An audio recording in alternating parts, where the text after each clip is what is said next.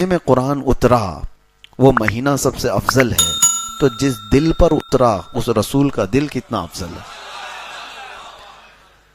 رسول پاک صلی اللہ تعالی علیہ وسلم کے قلب اطہر پر یہ قرآن اتارا گیا، اور جس جگہ پر اتارا گیا ہے وہ مکہ مکرمہ پوری دنیا کے شہروں میں سب سے افضل شہر ہے۔ جہاں اترا، جس پر اترا، جس دن اترا، وہ سب چیزیں افضل ہیں۔ بلکہ پہاڑوں میں بھی افضل جو ہے جبل نور کو کہا گیا ہے، جس پر قرآن اتارا گیا تھا۔ غار ہرا جہاں قرآن کی پہلی آیتیں اتری وہ بھی افضل ہے۔ اب آپ دیکھیں قرآن سے جو قریب ہے وہ سب افضل ہے۔ قرآن جہاں جہاں آیا وہ افضل، کیونکہ کلام الہی ہے۔ اب اس وجہ سے اب میں فضیلت بتاتا چلا جاؤں تو قرآن جہاں پڑھا گیا وہ جگہ بھی افضل ہوتی ہے۔ بحمدہ تعالیٰ آج جس جگہ آپ بیٹھے قرآن پڑھا جا رہا ہے، قرآن سنا جا رہا ہے، تو قرآن جہاں نہیں ہوتا اس کے متعلق اللہ کے نبی صلی اللہ علیہ وسلم فرماتے ہیں جس گھر میں قرآن نہیں پڑھا جاتا وہ گھر قبرستان ہوتا ہے، مردے رہتے ہیں وہاں پر، وہ مردوں کی جگہ ہے۔ قرآن زندگی کی علامت ہے، لیکن افسوس یہ ہے کہ ہمارے ہاں سنیوں میں قرآن مرنے کے بعد ہی پڑھتے ہیں لوگ، میت کو سامنے رکھ کر کے سارے لوگ قرآن کھول کے بیٹھے رہتے ہیں۔ تو قرآن میتوں کو بخشوانے کے لیے، چلیں یہ منع نہیں ہے، غلط نہیں ہے، جب کسی کا انتقال ہو جائے تو قرآن کی تلاوت ہونی چاہیے، ایصال ثواب ہونی چاہیے، لیکن قرآن مرنے کے بعد نہیں ہے، زندوں کے لیے آیا ہے قرآن۔ اللہ تعالی ہماری ہدایت کے لیے بھیجا ہے، ہمارے شفا کے لیے اس میں اتارا ہے۔ قرآن پاک زندوں کے لیے ہے، لیکن یہاں ہم نے مردوں کے لیے اس کو رکھا ہے۔ تو ایک بات میں آپ کو بتا دوں کہ قرآن جس مہینے میں اترا وہ رمضان افضل، جس رات میں اترا وہ رات افضل، جس قلب پہ، جس دل پہ اترا وہ رسول کا دل سب سے افضل، جس شہر میں اترا وہ شہر سب سے افضل۔ تو قرآن سے جتنے ریلیٹڈ ہیں وہ سب افضل ہیں۔ اور کب اترا؟ جیسے ابھی میں نے بتایا رمضان میں اترا۔ ایک حدیث پاک میں یہ بھی ہے کہ حضرت جبرائیل علیہ السلام تھوڑی تھوڑی سی آیتیں لے کر کے آتے تھے، جیسے اقرأ بسم ربک الذی خلق خلق الانسان من علق اقرأ وربک الاکرم الذی علم بالقلم علم الانسان ما لم يعلم۔ یہ 5 آیتیں سب سے پہلے آئی غار ہرا میں۔ اس کے بعد سیکنڈ جو نزول ہوا قرآن کا وہ 20 آیتیں تھیں۔ یا ایھا المدثر قم فانذر وربک فکبر وثیابک فطہر، چھوٹی چھوٹی آیتیں 20 آیتیں تھیں۔ تو کوئی خاص عدد نہیں کہ اتنی آیتیں ایک دن آتی تھی، اور دن بھی خاص نہیں کہ 2 دن میں آتی تھی، 4 دن میں آتی تھی۔ اللہ کی مرضی، جبرائیل امین کو بھیجا جاتا تھا، کبھی 1 ہفتے کا گیپ ہو جاتا، کبھی 15 دن کا گیپ ہوتا، کبھی روزانہ آتی، اور کبھی دن میں کئی مرتبہ آتی۔ قرآن کی آیتوں کے آنے کا انداز الگ الگ تھا۔ اب وہ اس لیے میں عرض کر رہا ہوں کہ یہ جو تھوڑی تھوڑی سی آیتیں آتی گئی اور یہ پورا قرآن اترنے میں کتنے سال لگے؟ 23 سال لگ گئے، 23 ایئرس۔ حضور پاک صلی اللہ تعالی علیہ وسلم پر 23 سال تک قرآن اترتا رہا۔ لیکن ایک بات میں آپ کو بتاتا ہوں، کس لیے میں نے یہ ذکر چھیڑا کہ جیسے ہی رمضان آتا تھا حضرت جبرائیل علیہ السلام پورے قرآن کو حضور کے پاس سنایا کرتے تھے، یعنی قرآن کا دور ہوتا تھا، اور وہ سنت جبرائیل ہے جو آج تراویح میں بھی ادا ہو رہی ہے۔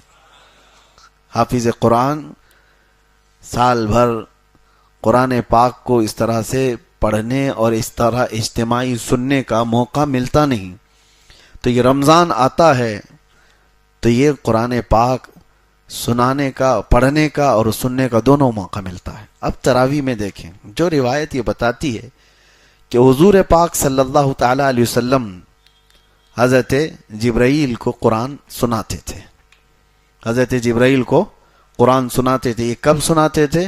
ہر رمضان میں۔ مطلب یہ ہوا کہ ہر رمضان میں جہاں تراویح ہوتی ہے امام سنت مصطفیٰ پر عمل کر رہا ہے، مقتدی سنت جبرائیل پہ عمل کر رہا ہے۔ امام قرآن سنا رہا ہے حضور کی سنت ہے، اور سننے والے جبرائیل کی سنت پر عمل کر رہے ہیں، اور اسی طرح سننا بھی چاہیے، سونا نہیں چاہیے۔ کبھی کبھار تو ایسا لگتا ہے کہ پڑے ہم ہیں، تھکے پیچھے والے زیادہ ہیں۔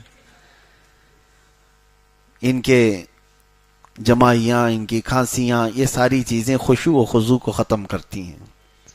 اور آج میں نے ایک آیت تلاوت کی ہے، میں پورے پارے کی تفسیر آپ کے سامنے گھیر نہیں سکوں گا، ابتدا ہے آج۔ تو اللہ تعالیٰ فرماتا ہے وَإِنَّهَا لَكَبِيرَةٌ إِلَّا عَلَى الْخَاشِعِينَ، نماز کے متعلق اللہ فرماتا ہے یہ بھاری پڑ جاتی ہے نماز کچھ لوگوں پر، کچھ لوگوں کے لیے نماز بھاری ہے، وہ جلدی سے جلدی بھاگنے کے فراق میں ہوتے ہیں، امام کے پیچھے ٹکٹکی باندھ کر دیکھتے ہیں کہ اب رکوع ہوا کہ تب رکوع ہوا، یہ کتنی لمبی رکعت ہو گئی۔ یہ میں آپ کو شروع میں بتا رہا ہوں کس کے لیے بھاری ہے، تو اللہ تعالیٰ فرماتا ہے یہ منافقین پر بھاری ہے۔ وَإِنَّهَا لَكَبِيرَةٌ إِلَّا عَلَى الْخَاشِعِينَ، یہاں پر آیت میں یہ فرمایا گیا ہاں جو اللہ سے ڈرنے والے لوگ ہیں ان پر نماز بھاری نہیں ہے، ان پر نماز بھاری نہیں ہے۔ وہ رسول اللہ کی لخت جگر سیدہ کائنات فاطمۃ الزہرا سلام اللہ علیہا، وہ رات کو سجدے میں گر جاتی تھیں، اور صبح کی اذان کا وقت ہوتا تو سر اٹھاتی اور پھر کہتی مولا تیری راتیں کتنی چھوٹی ہے کہ ایک سجدہ پورا مکمل طور پر ہو نہیں پاتا۔ تو ان کے لیے نمازیں، ان کے لیے سجدے بھاری نہیں ہیں۔ دل میں اگر نفاق آ گیا ہو تو نماز اس کے لیے بھاری ہے، لوگ بیٹھتے نہیں، بھاگنا ہے۔ اور رمضان المبارکہ میں اب آپ کبھی سوچتے ہیں شیطان تو چھٹی پہ ہے، شیطان ابھی قید کر لیا گیا۔ حدیث پاک میں حضور صلی اللہ تعالی علیہ وسلم فرماتے ہیں سرکش جنات اور شیطان مردود کو پورے رمضان میں قید کر لیا جاتا ہے، اللہ تبارک و تعالیٰ قید کر لیتا ہے مومنین کی راحت کے لیے، لیکن پھر بھی شیطان کے ایجنٹ بہت گھومتے رہتے ہیں، شیطانی کام بھی ہو رہے ہوتے ہیں، ساری چیزیں چل رہی ہیں۔ یہ کیسے؟ اس کو یوں بتایا گیا ہے کہ شیطان نے اپنے 11 مہینے جو اس پر عمل کیا، جتنا اثر ڈالا تھا، وہ پوری طور پر اس نے اس سے اپنے آپ کو آزاد نہیں کیا، اس کا کچھ اثر اب بھی باقی رہ گیا ہے۔ ہاں یہ اور بات ہے کہ شیطان تو گیا ہے، لیکن ساتھ میں ہمارے صرف شیطان نہیں ہوتا، نفس بھی ہے، اور وہ شیطان سے بھی بڑا ڈینجر ہے۔ آپ کو پتہ ہے پورے 11 مہینے جب بھی نماز نہیں پڑھے، جھوٹ بولے، چغلی کیے، کچھ بھی گناہ کیے، تو بلیم کس کے اوپر؟ شیطان کرا دیا، جھگڑا لگا دیا۔ کس نے کرایا؟ شیطان کرا دیا۔ ساری برائیاں کون کراتا ہے؟ شیطان کراتا ہے۔ شیطان ساری برائیوں کا جڑ ہے، ٹھیک ہے مانتے ہیں، لیکن آدم علیہ السلام کو سجدہ کرنے کے انکار جو شیطان نے کیا، اس کو کس نے بہکایا؟ وہ تو خود شیطان ہے۔ شیطان سارے لوگوں کو گمراہ کرتا ہے، تو پھر شیطان کو کس نے گمراہ کیا تھا؟ شیطان سجدہ کیوں نہیں کیا؟ اکڑ کیوں دکھایا؟ تکبر کیوں دکھایا؟ فرمایا گیا کہ شیطان کو اس کے نفس نے گمراہ کیا تھا۔ تو پتہ یہ چلا کہ جو شیطان کو بھی گمراہ کرتا ہے وہ نفس، وہ ہمارے ساتھ تو ہے۔ شیطان گیا ہے لیکن نفس نہیں گیا۔ اس وجہ سے نفس کی تربیت کے لیے ہی رمضان ہے۔ اب میں آپ کو بتاؤں، یہ نفس کو اگر ٹھنڈا کرنا ہے، اس کو ریہرسل میں لا کر کے، اس کو تربیت میں لا کر کے صحیح کرنا ہے، تو سب سے بہترین کہا گیا ہے کہ قرآن پڑھو اور قرآن سنو، نفس اس سے معمول پر آتا ہے، نفس کی خرابیاں کم ہوتی ہیں۔ اور یہ بھی فرمایا گیا کہ روزہ نفس کو توڑ دیتا ہے۔ ایک صحابی حضور صلی اللہ تعالی وسلم کے پاس آئے، جوان، کہا کہ شادی کرنا ہے لیکن استطاعت نہیں ہے، کیا کروں، گناہ ہونے کے اندیشے ہیں۔ حضور نے فرمایا روزہ رکھو۔ کیا کرو؟ روزہ رکھو۔ حضور پاک صلی اللہ تعالی علیہ وسلم نے کس لیے فرمایا؟ کہ روزہ نفسانی خواہشات کو مار دیتا ہے، نفسانی خواہشات کو کم کر دیتا ہے، ختم کرتا ہے۔ جتنے بھی اولیاء کاملین کو آپ سنیں گے، ان کی تربیت جو ہے روزے سے ہوتی تھی، روزے سے ہوتی تھی۔ اب یہ رمضان آیا ہی ہمارے پاس ہمارے نفس کی اصلاح کے لیے، اگر اس میں بھی ہم نہیں کر سکے تو پھر کبھی نہیں کر پائیں گے۔ تو بہرحال آج کی یہ ابتدائی ہماری گفتگو تھی آپ کے سامنے، اور انشاءاللہ العزیز چلتی رہے گی، زندگی باقی رہے تو رمضان المبارکہ اور قرآن کا جو سنگم ہے، جو تعلق ہے، وہ کیوں میں نے بتایا کہ صرف تقریر کرنے کے لیے نہیں، صرف تراویح کے لیے نہیں، آپ ہاتھوں میں قرآن اٹھاؤ۔ مہینوں ہو گئے اس قرآن کو اٹھائے ہوئے، اور کتنے تو ایسے ہیں پڑھ بھی نہیں پاتے ہیں، اور کتنے تو ایسے ہیں دیکھ بھی نہیں پاتے ہیں۔ یہ اللہ کا وہ مقدس کلام آج کائنات میں، آپ کو ایک بہت چیلنج کی بات بتا رہا ہوں، پوری روئے زمین پر حضور صلی اللہ تعالی علیہ وسلم کی نشانیوں میں کوئی ایسی مضبوط نشانی جس کو کوئی بدل نہیں سکا، معجزہ حضور کا کوئی باقی ہے تو قرآن باقی ہے۔ حضور نے چاند کے ٹکڑے کیے تھے کہ نہیں؟ آپ کا ماننا ہے یہ حضور کا معجزہ ہے۔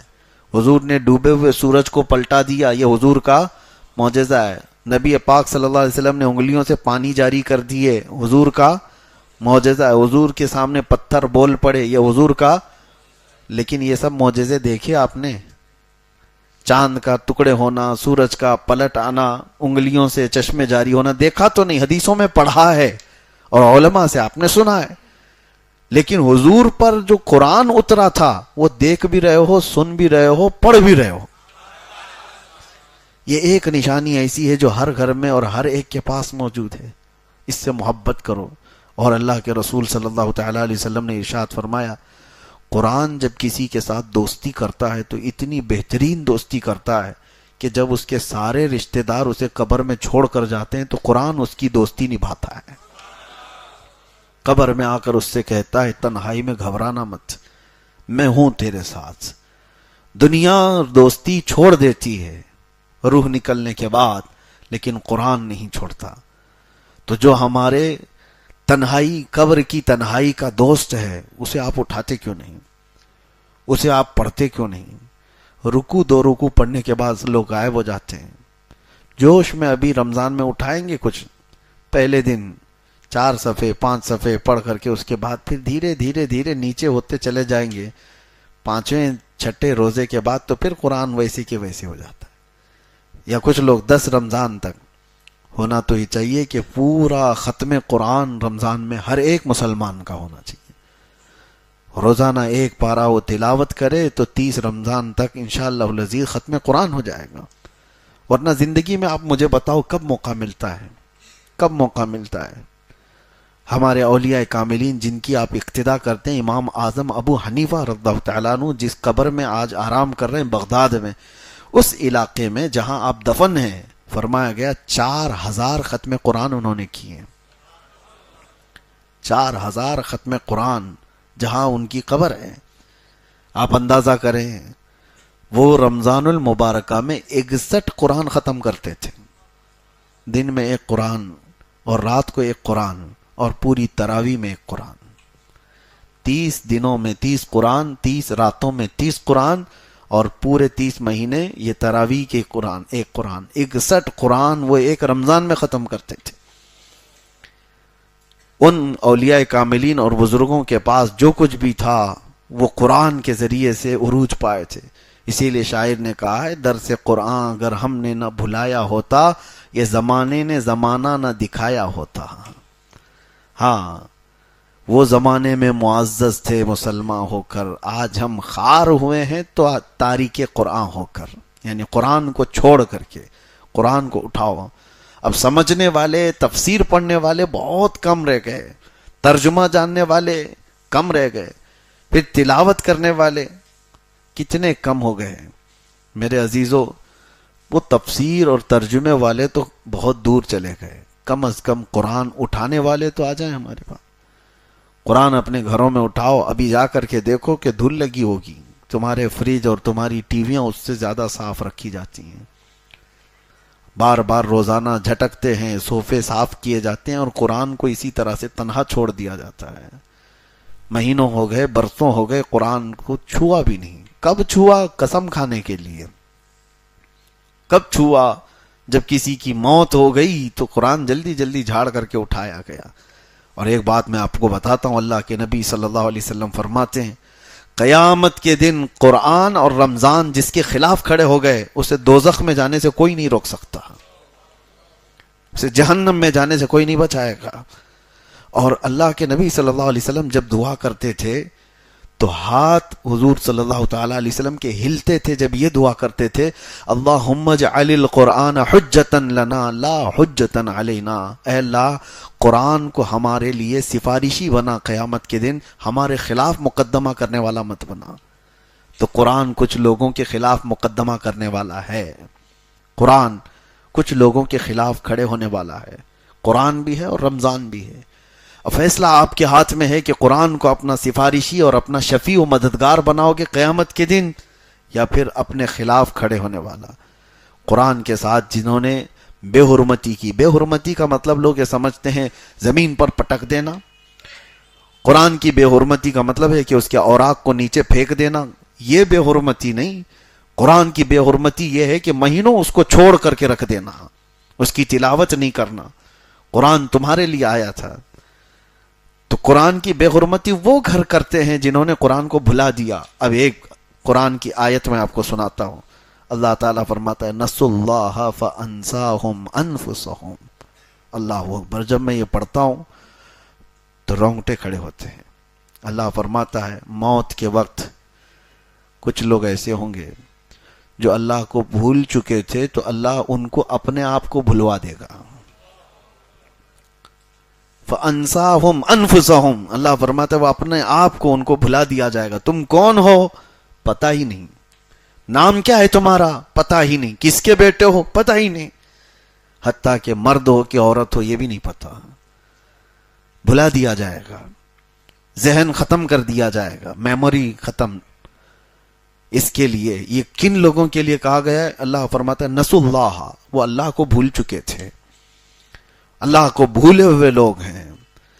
اور قرآن پاک میں ایک آیت ہے قال ربی لما حشرتنی اعمی وقد کنت بصیرا۔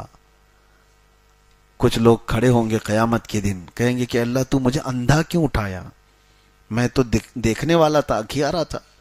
کچھ لوگوں کو اندھا اٹھایا جائے گا، نابینا اٹھائے جائیں گے، اور وہ پوچھیں گے کہ مولا میری آنکھیں کیوں چلی گئیں، میں تو دیکھنے والا تھا، اکھیارا تھا دنیا میں۔ وقد كنت بصیرا، اب جواب سنو، رب تعالیٰ فرماتا قال كذلك اتتك آیاتنا فنسیتها وكذلك اليوم تنسى۔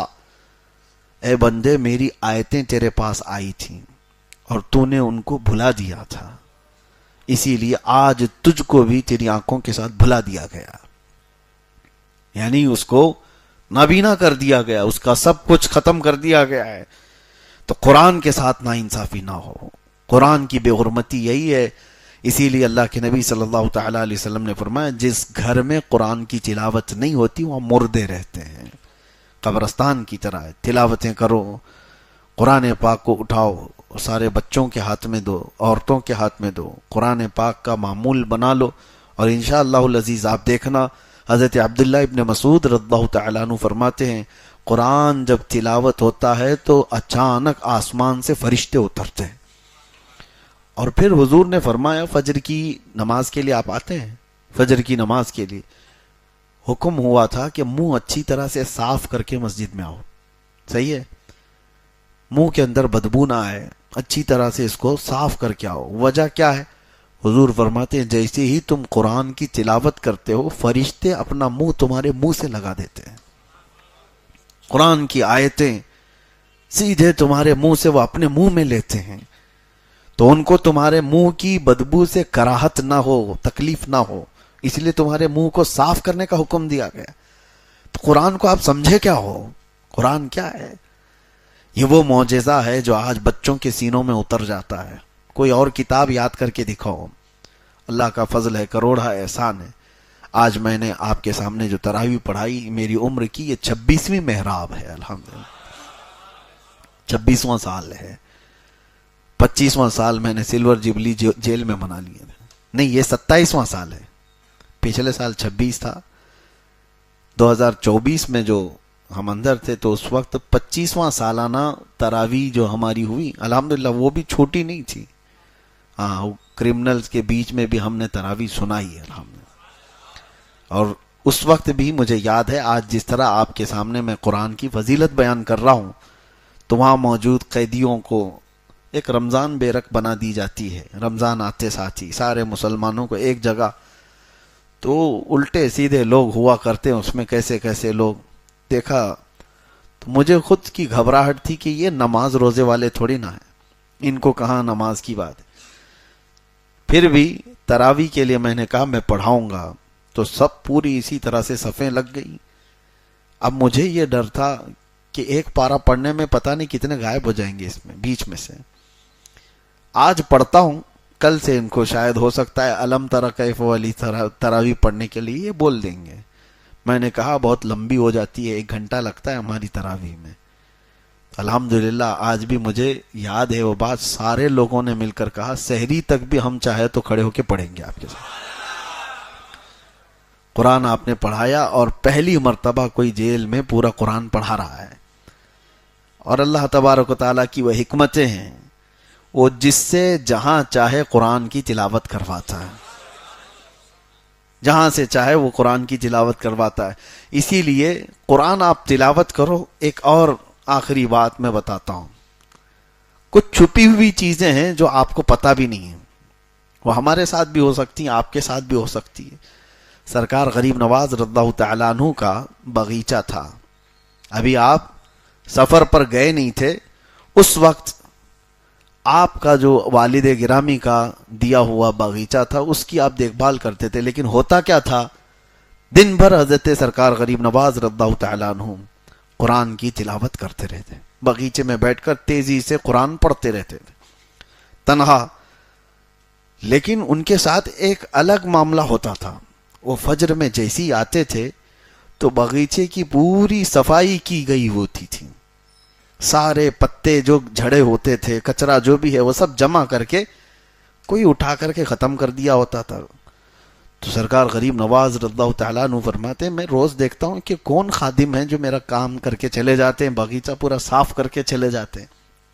دیکھا, آس پاس والوں سے پوچھا تو کوئی آتا نہیں ہے, لیکن باغیچہ صبح بالکل صاف رہتا ہے, پورا کچرا جھاڑا ہوا ہوتا ہے. تو ایک دن آپ تہجد کے بعد سیدھے آ گئے باغیچے کے اندر, فجر کی اذان اور نماز سے پہلے ہی, کہ دیکھتے ہیں تو جیسی آپ باغیچے میں آئے تو کچھ لوگ جھاڑ رہے ہیں اور کچرا جھاڑ رہے ہیں اور سب جمع کر رہے ہیں. تو سرکار غریب نواز پہچان لیے کہ کچھ لوگ ہیں ابھی میرے باغیچے کے اندر. تو آپ نے زور سے آواز دی کہ کون لوگ ہیں جو میری اجازت کے بغیر اندر آئے. تو کچھ لوگ چلتے ہوئے جھاڑو چھوڑ کر کے آئے. وہ انسان نہیں, وہ جنات کی جماعت تھی, وہ جنات کی جماعت تھی. قریب آ گئے اور کہا سرکار غریب نواز رضی اللہ تعالیٰ عنہ سے ہم ہیں جو یہ صاف کر رہے ہیں. تو آپ نے پوچھا کہ میرے باغیچے کی یہ خدمت کس لیے کرتے ہو؟ توجہ, جس کے لیے میں نے بتایا. جنات یہ کہتے ہیں کہ سرکار آپ روزانہ قرآن کی تلاوت کرتے ہیں جو بیٹھ کر کے یہاں پر, ہم سن سن کر کے اپنی تجوید درست کرتے ہیں. ہم کو قرآن پڑھنا آ گیا آپ کے بلند آواز سے, قرآن پڑھنے کی وجہ سے. تو آپ ہمارے استاد ہوئے تو استاد کے گھر کا یا باغیچے کا کچرا تو صاف کرنا یہ شاگرد کی شان ہے. تو میں یہاں یہ کہہ رہا ہوں قرآن پڑھو, تمہارے گھر کے بھی کام جنات کر کے چلے جائیں گے. قرآن پڑھو. اور کچھ لوگ تو موکل حاضر کرنے کے لیے پتہ نہیں چلے کر رہے ہیں, اور چلے کر رہے ہیں, ایک دن ان کا سر گھوم گیا تو پھر زندگی بھر گھوم جائے گا. کوئی جن اٹھا کے پٹک کے چلا گیا. آپ یہ مت سمجھو کہ جنات ہمارے سے زیادہ طاقتور ہیں. کچھ لوگوں کے دماغ میں یہ بات چلتی رہتی ہے جنات حاصل کرنا ہے, اور کسی بابا نے کہہ دیا کہ میرے پاس 70 موکل ہیں تو اس کے پاس بھیڑ لگ گئی. موکل کا مطلب وہی جنات حاضر ہے. تو لوگوں کو ایسا لگتا ہے کہ یہ کبھی بھی حکم دے دے گا تو جنات جائیں گے, پورا ایکسس بینک اٹھا کر کے لے کے آ جائیں گے. ہاں, کوئی بینک کو پورا تالا توڑ کے لے کے آ جائیں گے. اگر ایسی ہی ہوتا تو کوئی بینک ہی موجود نہیں ہوتی. سارے بابا لوگ جنات کو حکم دے کر سب تجوریاں اٹھا رہے ہوتے ہیں. بلکہ حقیقی بات یہ ہے کہ جنات انسانوں سے زیادہ طاقتور نہیں ہیں. اگر وہ طاقتور ہوتے تو اللہ تمہیں اشرف المخلوقات کیوں کہتا؟ اللہ تبارک و تعالیٰ نے انسانوں کو اشرف المخلوقات بنایا، اور وجہ یہ بھی ہے کہ اللہ تعالیٰ تمہارے سر پر تاج کرامت رکھا ہے، تو جنات سے افضل ہیں۔ لیکن بیچ میں نے بات اس لیے کی کہ آپ قرآن پڑھو گے تو جنات جیسی مخلوق بھی انسانوں کا ادب کرتی ہے۔ اللہ تبارک و تعالیٰ کہنے سننے سے زیادہ عمل کی توفیق عطا فرمائے۔ قرآن پاک جتنا ہم نے پڑھا ہے اس پر بھی عمل کی توفیق عطا فرمائے اور اسے سمجھنے کی توفیق عطا فرمائے۔ رب تبارک و تعالیٰ قرآن کے لیے ہمارے سینوں کو کشادہ فرمائے۔ وصلی اللہ تعالی علی خیر خلقہ محمد وآلہ واصحابہ اجمعین، وآخر دعوانا ان الحمد للہ رب العالمین۔ کل سے انشاءاللہ العزیز تفسیر کے بعد موقع دیا جائے گا، آپ کے جو مخصوص سوالات ہوں یا دور دراز سے جو لوگ بہت سارے سوالات رکھتے ہیں تو جو ریلیٹڈ ہیں رمضان سے یا شرعی مسائل سے، انشاءاللہ العزیز مختصر وقت میں اس کے جواب دینے کی کوشش کی جائے گی انشاءاللہ، لا یعنی سوالات سے بچیں گے انشاءاللہ۔ السلام علیکم۔